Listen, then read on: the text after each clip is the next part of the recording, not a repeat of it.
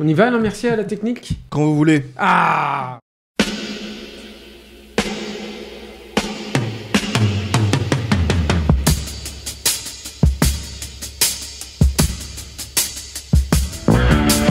Votre copain Jack Burton, il regarde l'orage bien droit dans les yeux et il lui dit: T'es si tocard que tu passerais pour un chef-d'œuvre de l'art moderne. Madame, je n'écrirai rien sur ce film, c'est une merde. Merde. Ce sont les gars qui se prétendent normaux qui vous déçoivent. Les dingues, ça ne fait jamais peur.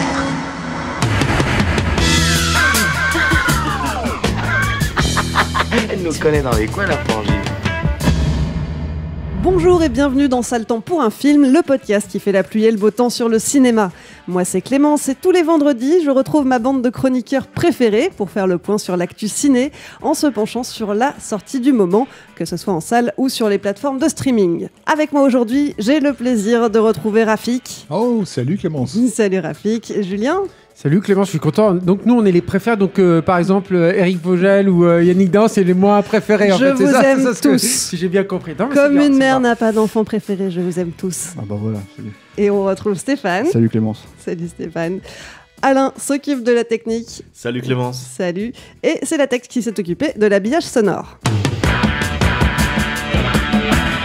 Cette semaine, direction l'univers Marvel et plus particulièrement la franchise X-Men avec les Nouveaux Mutants réalisés par Josh Boone. Tout dernier film dérivé de la franchise lancé en 2021 ans déjà par Bryan Singer, on y fait la connaissance d'une bande d'ados qui font la découverte de leurs pouvoirs. Des pouvoirs qui causent pas mal de dégâts, faute d'être pleinement maîtrisés. Résultat, les ados en question sont enfermés dans un hôpital psychiatrique en attendant de savoir un peu mieux se contrôler. L'histoire commence quand une nouvelle venue rejoint la petite bande et que des événements inquiétants commencent à se produire. Alors le projet ne date pas d'hier puisqu'il est officiellement mis sur des rails en 2015 et tourné à l'été 2017, mais la production connaît au moins autant de rebondissements que les héros du film, peut-être plus même. Initialement, l'histoire se déroule dans les années 80. Oui, mais après l'échec de X-Men Apocalypse, le scénario est réécrit en plein tournage et finalement, il est décidé que le film se passera dans le présent. Et ce n'est pas tout, une première version montée et livrée à la Fox, mais des scènes supplémentaires avec de nouveaux personnages doivent être tournées. Pour mieux coller au calendrier des sorties, le studio décide finalement de repousser la sortie à février puis août 2019, sauf que, patatras, entre-temps, la Fox est rachetée par Disney. Finalement, les reshoots n'ont pas lieu. Bah oui, au moment où la fusion est terminée, le casting a trop vieilli pour ça. Le montage final est achevé en mars 2020 pour une sortie à l'été. Alors, différence notable avec les précédents films de la franchise X-Men, celui-ci tente un mélange de genres intéressant, au moins sur le papier. Il cherche à faire cohabiter filmeuse de super-héros et film horrifique. Alors, est-ce que la mayonnaise prend ? Qu'en pensent nos chroniqueurs ? Ils l'attendent, ils la redoutent, mais ils y auront quand même droit. C'est le moment de la critique express. Si vous deviez donner votre avis sur le film en un seul mot, ça serait quoi ? C'est moi qui commence, du coup. Je vois qu'elle me regarde, Clémence. Vous ne le savez pas, mais elle me regarde. Je vais te dire tristesse. Tristesse. Tristesse. Moi, je vais dire en intonation nouveau. Défiguré. Voilà. Bon, c'est assez simple. Hein. Défiguré.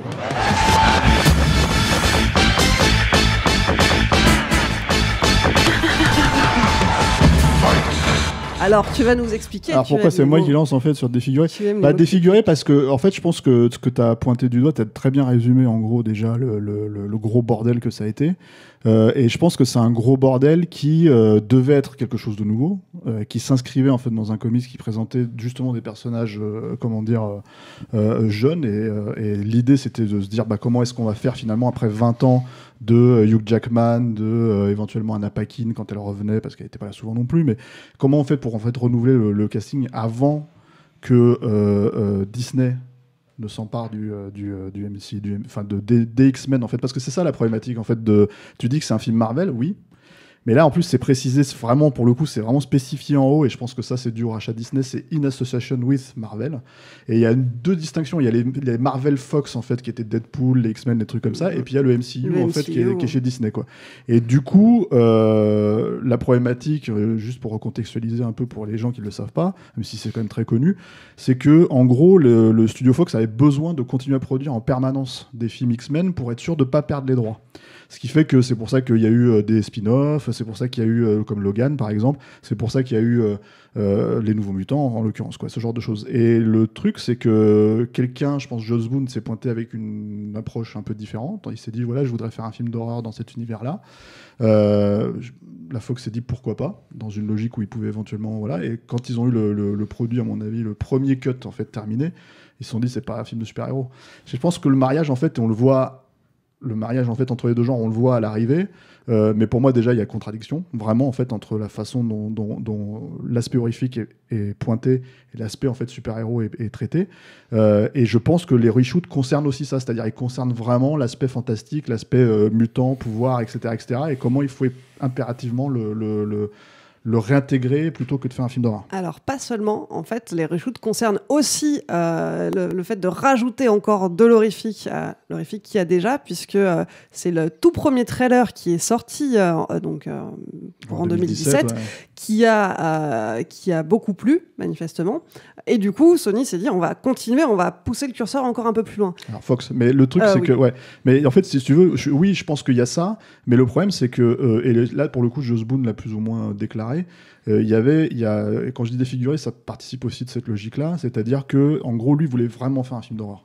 Et or, le problème, c'est qu'à la fin, l'aspect horrifique, en fait, il est très, très éloigné. Enfin, c'est quand même des trucs de Mickey, quoi. Ça fait peur si t'as 8 ans, je pense, mais si t'en as déjà à partir de 12, t'as déjà vu un Vendredi 13 ou je sais pas quoi. Parce que là, c'est vraiment, ça va pas très, très loin, quoi. Et du coup, plus le film avance dans le fantastique, parce que le fantastique se dévoile au fur et à mesure, hein, dans le truc, et ça, je pense que ça participe aussi du fait que c'est pas très bien, comment dire, équilibré. Plus le fantastique se dévoile, et plus, en gros, moins le film fait peur, tout bêtement, en fait. Et du coup, c'était déjà pas trop le cas au début, et du coup, ce n'est plus du tout à la fin. Moi, j'ai du mal à considérer ça comme un film d'horreur à la fin du film, quoi. C'est ça le truc. Et pourtant, dans le traitement qu'il avait, c'est-à-dire... on sent qu'il y avait une volonté de faire une horreur psychologique, on sent qu'il y avait une volonté de faire tous ces trucs-là, mais que c'est complètement sabordé, peut-être par lui parce qu'il n'a pas réussi à aller jusqu'au bout, peut-être par le PG-13, hein, le fait que ça soit vraiment un film qui n'est pas classé R, contrairement à, par exemple, Deadpool ou Logan. Peut-être, il y a plein de raisons, je pense, mais en fait, je pense que l'intervention du studio et le fait de se retrouver en plein milieu du rachat, le fait de tous ces trucs-là, au bout d'un moment, le film, ils ont essayé de terminer le film et ils l'ont sorti. Quoi, mais voilà, il faut se dire que quand il a terminé le montage, donc en mars 2020, ça faisait 1 an qu'il n'y avait pas touché.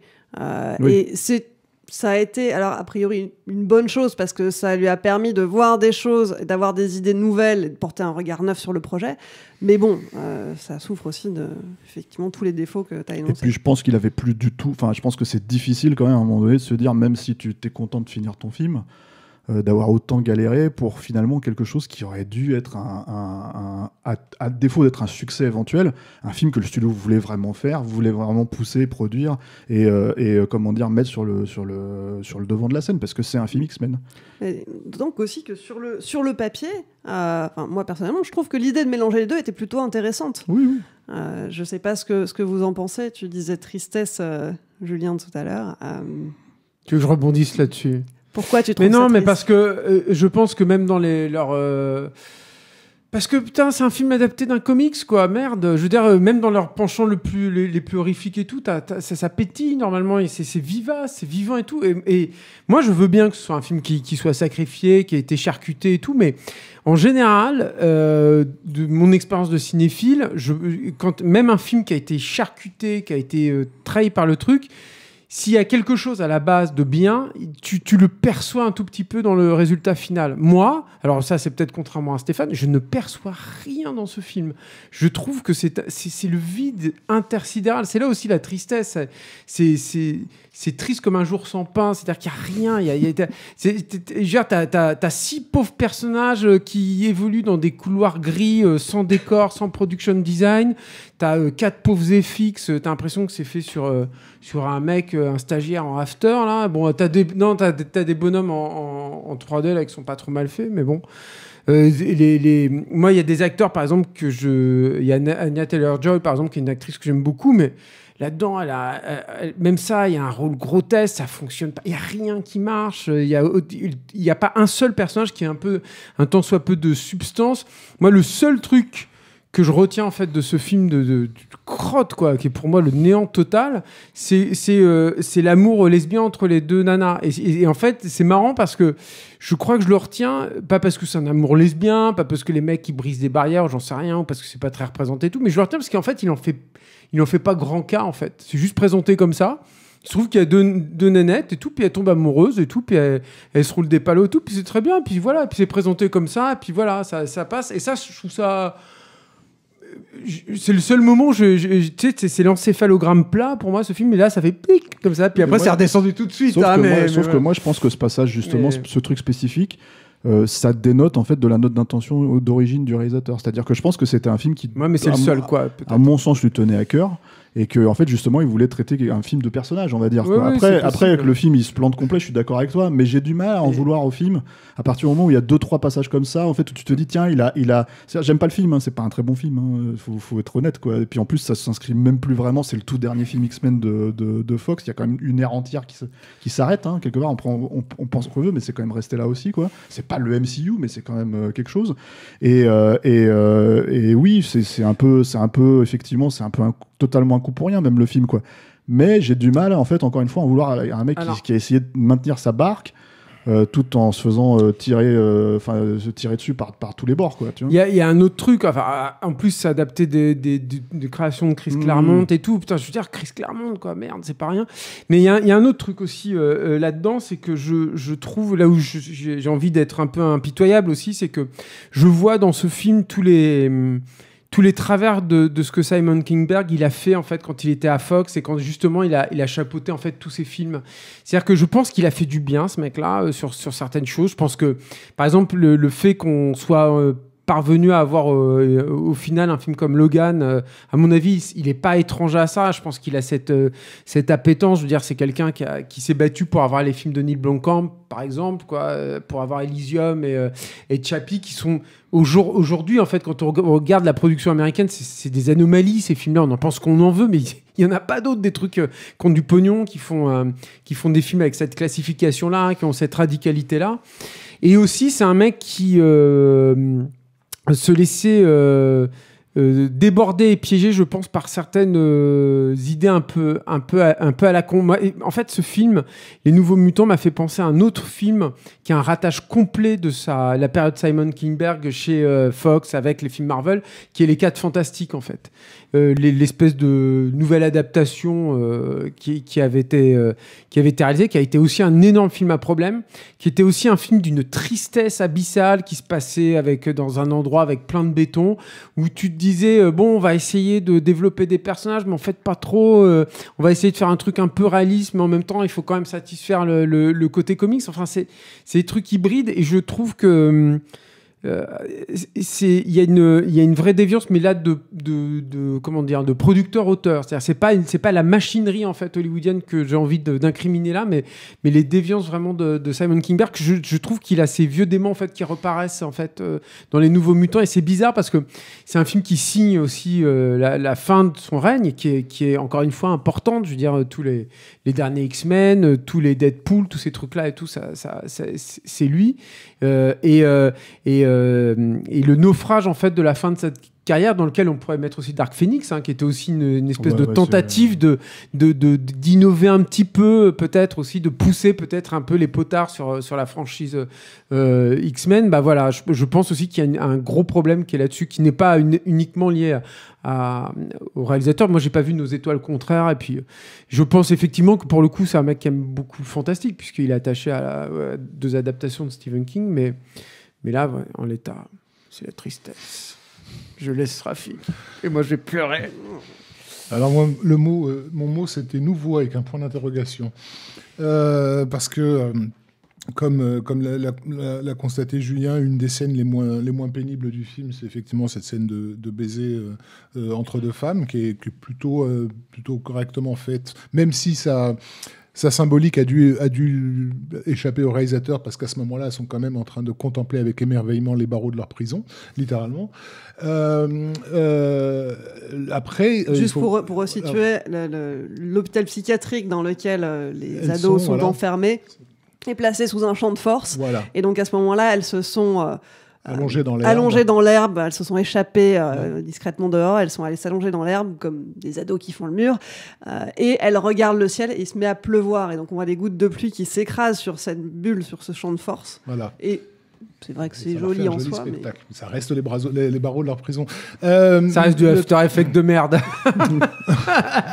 c'est le caractère nouveauté en fait qui m'échappe complètement, d'une part parce que effectivement mêler le film de super-héros au genre horrifique au niveau du comic book, le genre horrifique a toujours été là. On n'a jamais été très loin DC Comics chez DC Comics. Pour ce qui est de faire bouger un peu, très rarement au cinéma. Par contre, c'est très rarement exploité, cet aspect-là. Oui, enfin, quoique... c'est discutable avec les Batman, notamment. Les Batman de Tim Burton étaient quand même Darkman ou des trucs comme ça. Étaient plutôt gothiques, et effectivement, on peut citer Darkman. Non, et puis même les Bruce Timm, en fait, t'as plein d'épisodes qui jouent très, très clairement sur des trucs de... Donc ça, c'est pas quelque chose de nouveau. La question de mettre en avant, par exemple, des communautés rarement mises en avant, c'est quelque chose qui a été travaillé dans tous les sens dans les années 90 dans le comic book américain, qui était probablement la partie la plus militante de toute la culture populaire.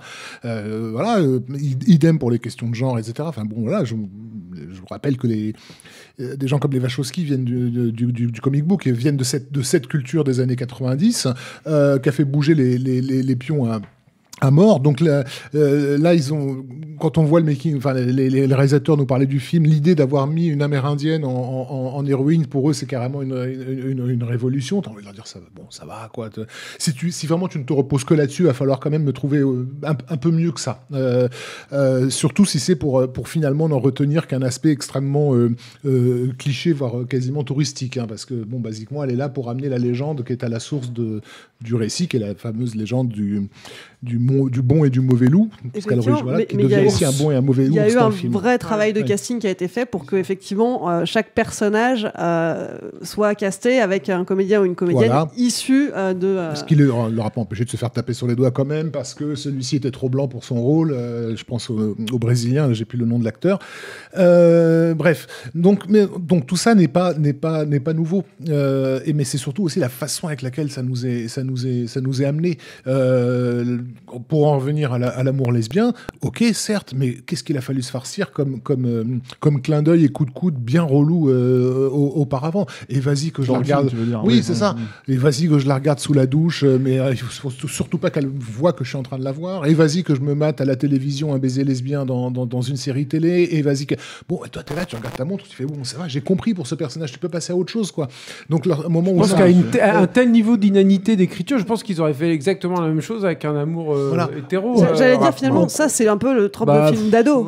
Alors le truc, c'est qu'effectivement entre temps il y a eu ce versant young adulte qui est venu se coller là-dessus, qui est clairement une demande de Lorraine Schuler-Donner. On n'a pas cité son nom, c'est quand même elle qui chapeaute un peu toute cette partie des super-héros chez Fox. Avec Simon Kinberg. Voilà. Comment dire, de young adulte, qui veut dire jeune adulte, mais qui parfois semble vouloir dire jeune con pour les exécutifs, parce qu'il faut vraiment leur expliquer les choses à ces jeunes-là. Enfin, je veux dire, ça en devient un gag, puisque donc, sans spoiler le film, tu finis par comprendre au bout de 20 minutes un peu quel est le ressort dramatique, le fameux mystère auquel ils sont confrontés, qui en fait est lié au pouvoir d'un des personnages, et quand elle a un quart d'heure de la fin du film, un personnage à l'écran te dit mais en fait c'est son pouvoir. T'es là, tu fais c'est pas possible. On compte littéralement, j'ai compté 14 scénaristes qui sont passés sur ce film pour en arriver à ça, quoi. Oui, mais je pense que ça veut plus rien dire en fait à ce niveau-là, encore une fois, parce que le problème en fait c'est que c'est un film X-Men, mais c'est un film qui s'est pris s'inscrit pas dans X-Men. Comme l'a dit Clémence, ça devait se passer dans les années 80. Finalement, ils ont shooté pour qu'en fait, ça se passe pas dans les années 80. Donc, du coup, t'as des mentions éventuelles à, comment il s'appelle, à Professeur X, tu vois.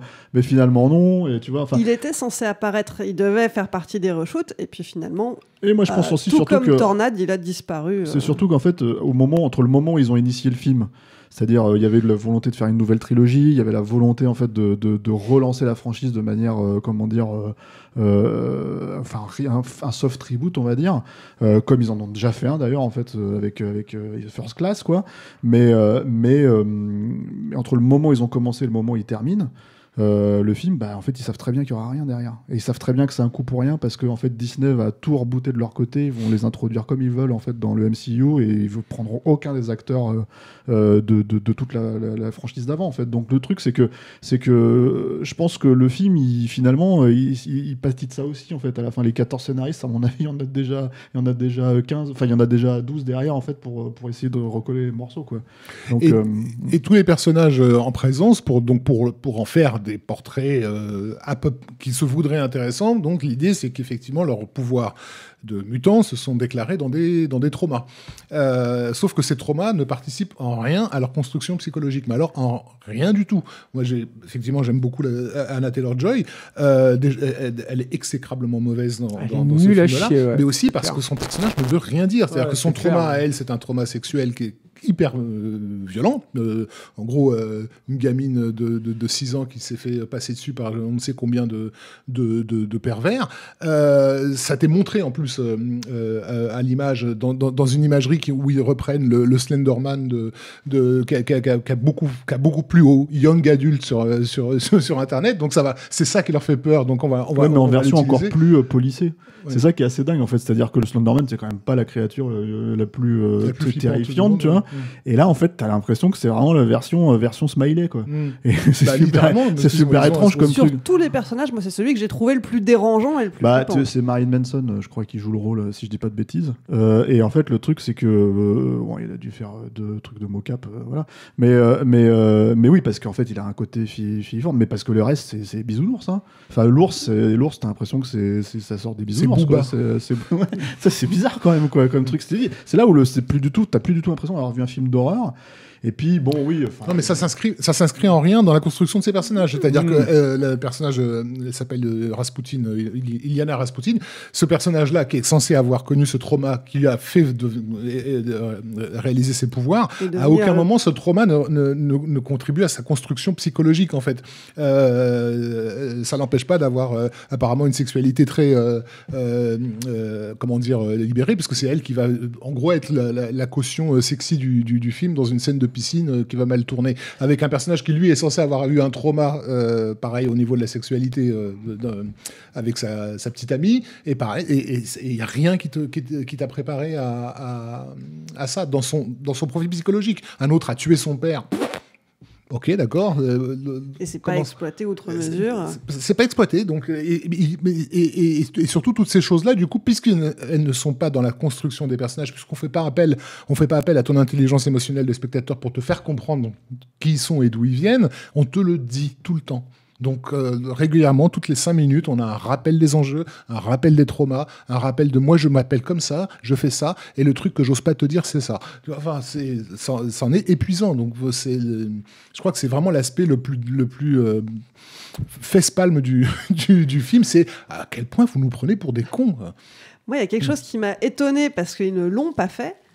Bon, tant mieux, mais parce que je m'y attendais pour le coup, c'était qu'ils utilisent la pire peur de la grande méchante finalement, et que ça se retourne contre elle. Et ça, même pas, ils l'exploitent. Probablement dans une version en fait ailleurs, tu vois. C'est peut-être ça aussi le problème du film. Encore une fois, c'est qu'en fait, je pense qu'à mon avis, il y a tellement de versions différentes de ce film que je pense que c'est pour ça, en fait, moi je comprends tout ce qui est dit là, et c'est même pas un bon film, c'est clairement pas un bon film pour moi, mais j'ai vraiment beaucoup de mal à en vouloir quand c'est chier à ce point-là. Par exemple, j'ai beaucoup plus de mal avec Dark Phoenix, parce que Dark Phoenix, on t'a fait tout un pataquès, genre c'est bon, on va rectifier le film de merde de Brett Ratner, tu vois, etc., on va se replonger, c'est mon comics préféré, blablabla, etc., et le film, il est pire. C'est encore moins traité, donc si tu veux, c'est peut-être un coup pour rien total, mais Mais je pense que c'est pas. Je pense que toi, l'idée dont tu parles, je pense que oui, c'est un truc qu'ils auraient pu effectivement faire, qui est peut-être dans une version et en fait qui a complètement disparu à cause du rejou. C'est pour ça que pour moi, c'est un film qui est totalement défiguré, même si ça. C'est pas forcément flagrant, on va dire, à l'écran, mais c'est pas, je sais pas, pour prendre des exemples de films qui sont vraiment tailladés, coupés, que ça se sent, quoi. Mais après, oui, c'est pas bon, c'est pas non plus un bon film, quoi. C'est juste que, bon, je vous trouve dur. Et la greffe, super héroïque, du coup, je pense que ce qui donne l'aspect cartoon, c'est ça. C'est qu'effectivement, tu es censé être dans un récit de type horrifique. Comme l'a souligné Julien, il n'y a aucune production design. Le cinéma d'horreur, notamment le cinéma soit de maison hantée, soit d'asile psychiatrique, parce que basiquement, c'est ça le film, quoi. C'est un asile psychiatrique. Bah, ça nécessite aussi un travail sur les décors. Ils doivent participer de l'angoisse, de l'enfermement. Il n'y a absolument rien à ce niveau-là. Ils se font régulièrement enfermer dans des cellules, par exemple, oui, mais les scènes, elles n'existent plus. En fait, on passe à autre chose. Ouais. Donc, mais tu vois bien qu'il n'y a pas de décor, il n'y a pas de point de vue dans ces décors. Tu vois, quand il n'y en avait pas. Rien. Le truc, c'est qu'en toute honnêteté, il n'y en avait pas chez Bryan Singer non plus. Hein. En vrai, si tu veux, le point de vue de Bryan Singer, c'était un point de vue qui était très spécifique sur les personnages, tu vois. Et en fait, le truc, c'est que quand tu regardes les production design de Bryan Singer, c'est une catastrophe. Encore une fois, là, c'était dans un lieu unique, quoi. Putain, c'est quand même important. Tu passes tout le film là-dedans. Et il y a vaguement l'église, peut-être, qui a une existence et une identité, mais elle est moche. Mais le truc, c'est que on t'a pas construit ce film d'horreur. J'entends, on te l'a pas construit visuellement. Et on s'attend à ce qu'au moment où ça switch en mode super-héros, c'est-à-dire au moment où toute la batterie d'effets spéciaux va débouler avec les monstres, les combats, la meuf qui se transforme avec son épée et tout ça, on s'attend à ce que tu profites de ce spectacle nouveau, en fait, qui te fasse sortir d'un genre pour aller dans l'autre. Sauf que ni l'un ni l'autre ne fonctionne. Et du coup, tu te dis, mais je suis en train de mater un cartoon. Il y a une très belle fontaine gothique qu'on revoit tout le temps. À chaque fois qu'ils ont besoin de passer d'un truc à l'autre, il y a la fontaine qui revient. Donc, tu as au moins 20 plans de coupe sur la fontaine. Sur l'espèce de... Comment ils s'appellent, les créatures d'Harry Potter, là, qui aspirent les âmes. Ouais, les démentors, là. Ouais. Non, mais t'as une espèce de... Voilà, t'as un truc comme ça, et à chaque fois qu'ils ont besoin, putain, il faut qu'on coupe, comment on va faire ? Hop, ah putain, il y a un plan. Prends-le, va le chercher, quoi. Voilà, c'est ce que j'ai retenu, moi, effectivement, du production design. Voilà. Ma contribution, c'est un éternuement. Mais je crois qu'on va arrêter le massacre. J'ai rien à dire sur ce film, c'est terrible, quoi. Je vous écoute, je dis oui. Mais tiens, petite question. Est-ce que vous savez qui a fait la musique du film ? Mark Snow, mais elle est nulle à chier. Mark Snow, qu'on connaissait pour...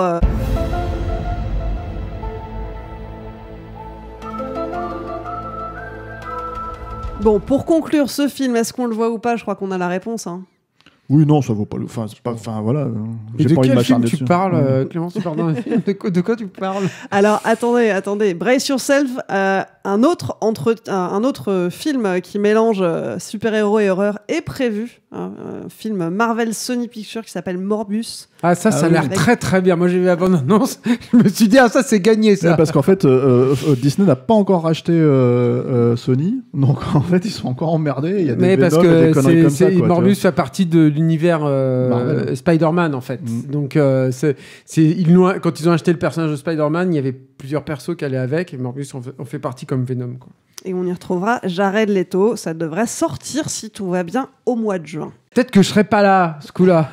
Je me la referai pas, là, cette fois-là. Donc ce film, on ne va pas le voir. Si vous voulez le voir quand même, malgré tout ce qu'on a dit, il est désormais dispo en Blu-ray et en DVD.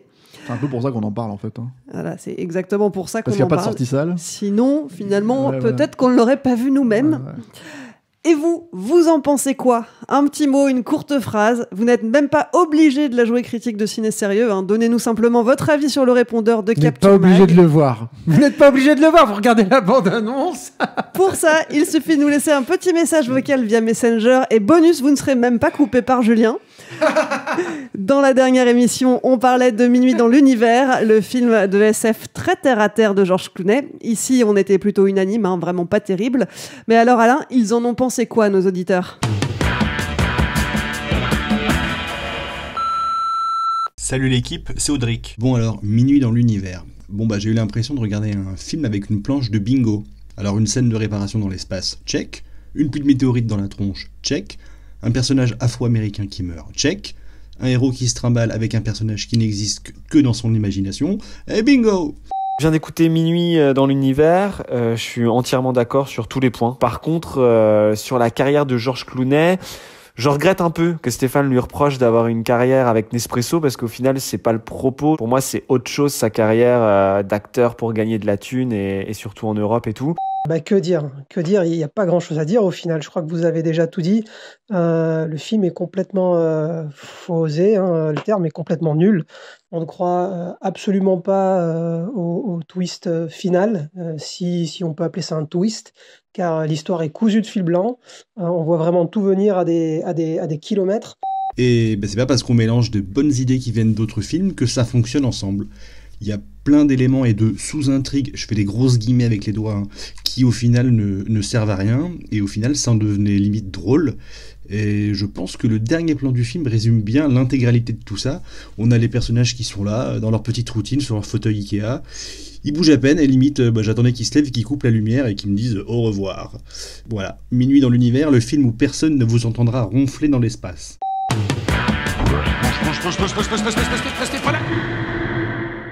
Ça le temps pour un film, c'est fini pour aujourd'hui. Rafik, Julien, Stéphane, Alain aussi, merci d'avoir éclairé nos lanternes. Merci Clémence. Merci. Pour suivre les prochains épisodes, vous connaissez la chanson. Si vous écoutez le podcast pour la première fois, vous pouvez retrouver tous les liens dans la description du podcast. J'en profite pour remercier toutes les personnes qui nous écoutent et tout particulièrement les tipeurs et les tipeuses. Ce projet existe grâce à vos contributions sur le Tipeee de Capture Mag. Si ça vous a plu, n'hésitez pas à nous donner un petit coup de pouce. Pour ça, rendez-vous sur tipeee.com, mot-clé Capture Mag. Imaginez, avec 5 € par mois, vous pouvez nous aider à rester indépendants, à garder notre liberté de ton et surtout, on pourra racheter un jean correct à Julien. Ça, c'est pas rien. Et puis si vous avez pas acheté. Et puis si vous n'avez pas de sous, il y a d'autres moyens pour nous soutenir, évidemment. Relayez-nous sur vos réseaux sociaux préférés, parlez de nous à vos amis, mettez-nous des étoiles sur les applis de podcast et surtout abonnez-vous à la chaîne YouTube de Capture Mag. Plus vous serez nombreux, plus on pourra financer de nouveaux formats vidéo. Allez, je vous laisse, on se retrouve dans une semaine. En attendant, portez-vous bien et à vendredi prochain.